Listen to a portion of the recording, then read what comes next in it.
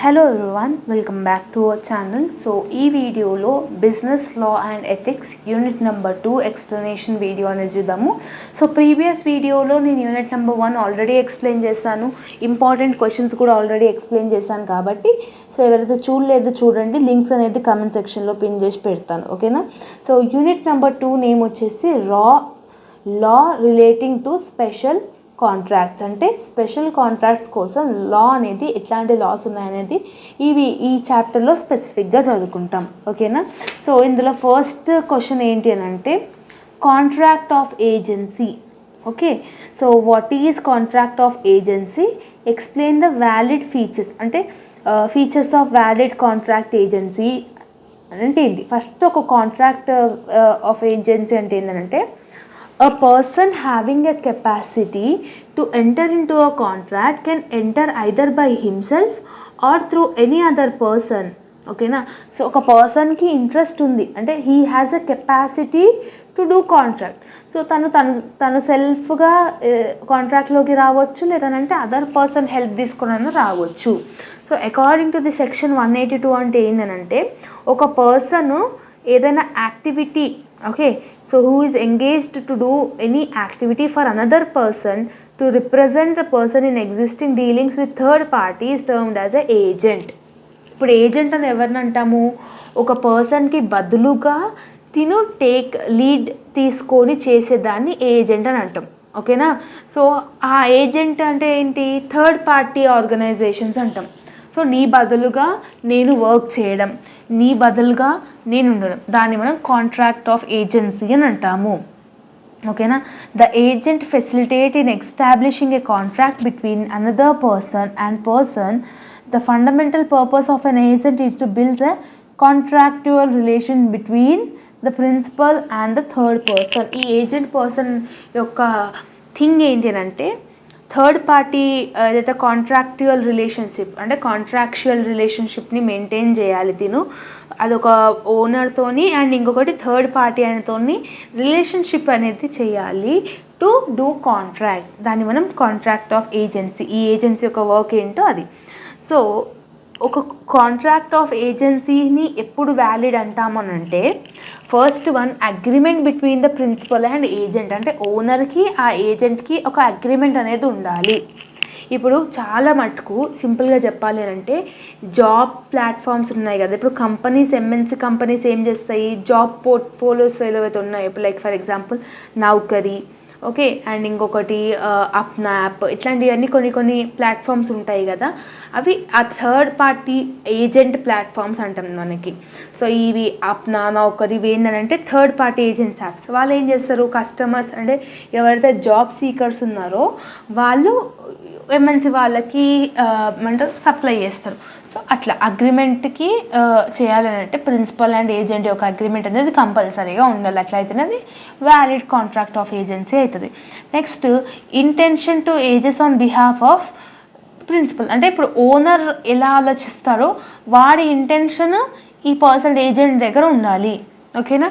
Consideration is not required. అంటే consideration is not required అంటే ఈ యొక్క కాంట్రాక్ట్లో రిలేషన్షిప్ అనేది ఏది కన్సిడరేషన్కి అయితే అవసరం లేదు present. So capacity of person according to the principal. ఇప్పుడు నేను ఏమంటున్నాను? నాకు ఒక 50 మంది వర్కర్స్ కావాలని ఒక ఏజెంట్కి చెప్తున్నాను. సో ఎంతమంది అన్నాను? 50 మెంబర్స్. కాబట్టి వాడు 50 మెంబర్స్ని ప్రొవైడ్ చేయాలి. 49ని ప్రొవైడ్ చేయొద్దు, 51ని కూడా ప్రొవైడ్ చేయొద్దు. So 5th one in the capacity of a person act as an agent. Okay, so ఇక్కడ ఏమంటున్నాడు? మెనీ పర్సన్స్ ఎవరైతే ఉన్నారో ఏజెంట్ లాగా యాక్ట్ చేయొచ్చు, కానీ వాళ్ళు మైనర్గా, ఓకే, ఎనీ ఫ్రాడ్లెంట్ యాక్ట్ చేయని వాళ్ళతో ఉండాలి అని అంటున్నాడు. సో ఈ 5 ఫీచర్స్ అనేది కంపల్సరీగా ఫాలో అయితే అది కాంట్రాక్ట్ ఆఫ్ ఏజెన్సీ అవుతుంది. నెక్స్ట్ బెయిల్మెంట్ అని 2 మార్క్స్లో అడిగే ఛాన్స్ ఉంది. బెయిల్మెంట్ అంటే ఏంటంటే the delivery of goods by one person to another person for some purpose up to upon a contract that they will shall when a person is accomplished be returned or otherwise believing them. ఇక్కడ ఏమంటున్నాడు? Bail example చూస్తే మీకు ఈజీగా అర్థమవుతుంది. A handed over certain ornaments to B to be used in a religious possession. The ornaments has been taken on loan and the transaction was one of the nature of bailment. అంటే bailment అంటే delivery of goods on condition to redeliver the goods when the condition satisfied. ఇక్కడ ఏమంటున్నాము, ఒక condition satisfy అవ్వాలని చెప్పి మనం goods అనేది delivery చేస్తున్నాం. మనకు ఆ కండిషన్ అయిపోయిందని అంటే ఆ కోరిక అంటే ఆ అవసరం అయిపోయింది అన్నప్పుడు మళ్ళీ ఏం చేయాలి, రీడెలివర్ చేసేయాలి, అంటే రిటర్న్ ఇచ్చేసేయాలి. దాన్ని మనం బెయిల్మెంట్ అంటాము. సో 2 మార్క్స్ అడిగే ఛాన్స్ ఉంది కాబట్టి ఒకసారి చూసుకోనికే ట్రై చేయండి. Got it. సో లాంగ్లో అయితే ఇంతకు ముందుకు చెప్పింది అది important. So next important question ఏంటి, ఇక్కడ ఇది differences between indemnity and guarantee.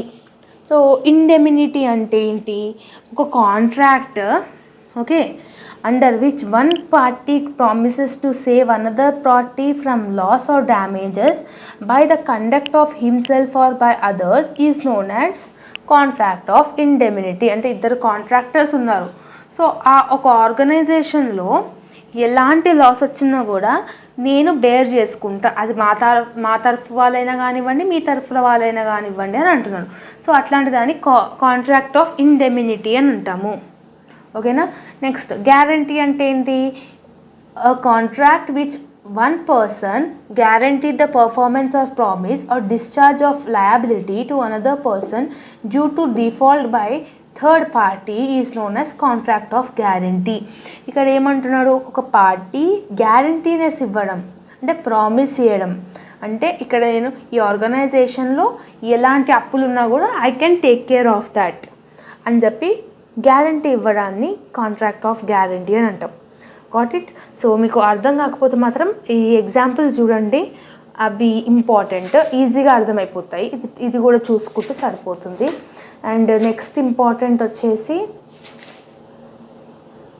ఇది, what is sale of goods act, differentiate sale and agreement to sale.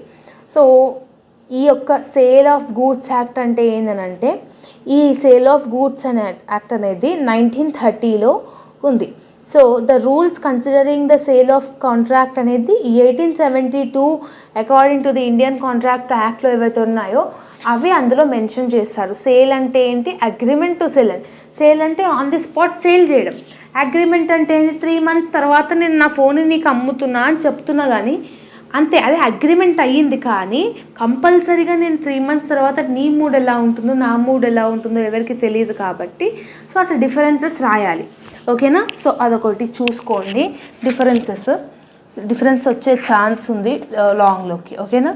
Next important ఏంటి అని అంటే నెగోషియబుల్ ఇన్స్ట్రుమెంట్. ఓకే, దానికన్నా ముందు ఇంకేమైనా ఉన్నాయో ఎలా చూస్తున్నాను. ప్రామిసరీ నోట్ అంటే లైక్ బాండ్ టైప్. సో ఇది 2 మార్క్స్కి వచ్చే ఛాన్స్ ఉంది. ప్రామిసరీ నోట్ అంటే ఇద్దరు పర్సన్స్ ప్రామిస్ చేసుకోవడం, నేను ఈ వర్క్స్ చేసుకుంటే నువ్వు ఆ వర్క్స్ చేసుకోండి అని ఒక ప్రామిస్ చేయడం, తర్వాత ప్రామిసరీ నోట్ అంటాం. Negotiable instrument and what are the features of negotiable instrument. Negotiable instrument అంటే ఏంది, ఒక ప్రామిసరీ నోట్ అయినా, ఒక బిల్ ఆఫ్ ఎక్స్చేంజ్ అయినా, ఒక చెక్ పేయబుల్ అయినా, ఓకేనా, to order or to bearer. So ఈ ఒక పని అంటే ఒక నెగోషియబుల్ ఇన్స్ట్రుమెంట్ అనేది ఒక ప్రామిసరీ నోట్, అంటే ఇద్దరి మధ్యలో ప్రామిసరీ నోట్ బాండ్స్ ఉంటాయి కదా అదైనా, బిల్స్ ఆఫ్ ఎక్స్చేంజ్ అని అంటే మనకి రిసిప్ట్స్ పేమెంట్స్ బిల్స్ ఉంటాయి కదా అవైనా, దాన్ని మనం నెగోషియబుల్ ఇన్స్ట్రుమెంట్ అంటాము. సో ఇందులో ఎన్ని టైప్స్ ఉంటాయి, negotiable by statute and negotiable by customer usage ఉంటుంది. నెగోషియబుల్ బై స్టాచ్యూలో bills of exchange, promissory notes, cheques ఉంటాయి. అంటే బిల్స్ ఆఫ్ ఎక్స్చేంజ్ అంటే ఏంటి, ఇప్పుడు నీ దగ్గర నేను 10,000 తీసుకున్నా, 10,000లో నేను 3 months లాగా పేమెంట్ చేస్తాను, ఇన్స్టాల్మెంట్ వైజ్గా పేమెంట్ చేస్తాను అనుకున్నాను. ఫస్ట్ మంత్లో 10,000 చేస్తే, ఫస్ట్ మంత్లో 5,000 చేస్తే, సెకండ్ మంత్లో 3,000 చేస్తే, థర్డ్ మంత్లో 2,000 చేస్తా అంటున్నా. సో చేస్తా అంటున్నప్పుడు నువ్వు నాకు రిసిప్ట్ ఇస్తావు కదా, బిల్ ఆఫ్ ఎక్స్చేంజ్ అనేది ఇస్తావు కదా, సో అది bill of exchange. Next promissory note అంటే బాండ్ అని చెప్పిన, చెక్స్ అంటే మనకు అందరికీ తెలిసింది. సో ఇట్లా డిఫరెన్షియేట్ అయింది. What are the different types of negotiable instrument అంటున్నాడు. సో ఇక్కడ characteristic features of negotiable instrument. So దీని యొక్క ఫీచర్స్ ఏంటంటే defects free title of holder in due course. అంటే a holder in due course is a person receiving an instrument bona fide for value and would get defect free title of transfer. అంటే title of transfer హోల్డర్ని పక్కన పెడితే good title or defect free title, the defences filed against the previous holder will not effect the title of the holder in due course. So ఇక్కడ ఏమంటున్నారు, defect free title of holder in due course అంటే for example A sold goods to B and బ్రీ ఏమని promise చేసిండు ఏ కన్నా అంటే ఒక promissory note అని ఇచ్చిండు. అంటే ఏంటి, he will pay a sum of 500 for the goods he received from A. So 500 నేను కడతాను ఇప్పుడు. After that B rejected to pay 500. నేను 500 కడతా అని చెప్పి మళ్ళీ కట్టలేదు. ఓకేనా. So A because the goods were not as per the order A sued B for the promised amount and court declared B defense against A if a negotiate promissory note to C. C is a holder in which due course then B defense act against A will be no use. So ఇక్కడ ఏమంటున్నాడు, ఏ బీకి goods అమ్మింది, B ఏమన్నాడు నేను 500 కడతా అని చెప్పినాడు కానీ కట్టలేదు. అట్లాంటప్పుడు ఏం చేసిండు, ఏ గూడ్స్ ఆల్రెడీ బి దగ్గర ఉన్నాయి కాబట్టి కోర్టులో వెళ్ళి కేసు వేశాడు. సో అట్లాంటప్పుడు కోర్టు ఏమని చెప్పింది, నువ్వు అనుకున్న టైంకి కట్టలేదు కాబట్టి సో నీకు పెనాల్టీ కూడా ఉంది అని చెప్పినది. సో ఇప్పుడు సి అనే పర్సన్ ఎవరైతే ఇన్వాల్వ్ అయినారో వాళ్ళని అంటే దాన్ని మనం ఎన్రోజర్ అంటాం. సో ఎన్రోజర్కి నువ్వు అని థర్డ్ పర్సన్ ఎవరైతే ఇన్వాల్వ్ అవుతున్నారో వాళ్ళకి నువ్వు కట్టాలి అని చెప్తున్నాం. సో అది దీని యొక్క మీనింగ్. నెక్స్ట్ ఏముంటి, అజంప్షన్స్ అని అంటే అజ్యూమ్ చేయడం. ఓకేనా.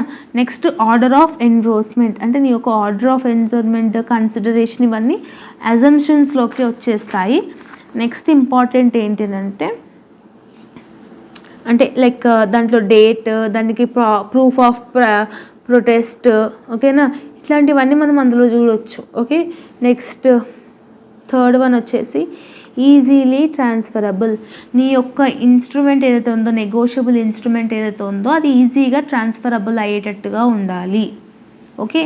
నెక్స్ట్ వన్ ఏమో రీకవరీ అంటే ఏంటి, నీ యొక్క ఇన్స్ట్రుమెంట్ ఏదైతే ఉందో నీ యొక్క అమౌంట్ అనేది రీకవర్ చేసుకునేటట్టుగా ఉండాలి.